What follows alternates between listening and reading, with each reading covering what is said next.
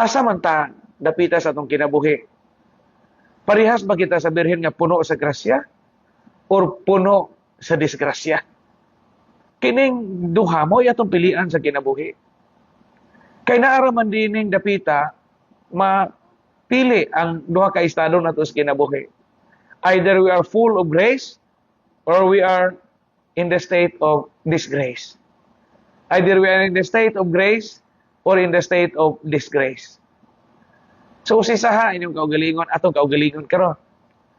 Kung di ka mo kumpisan pina nagkatuig, naghanag kang mga naghanag kang kontra, full of grace makakaana.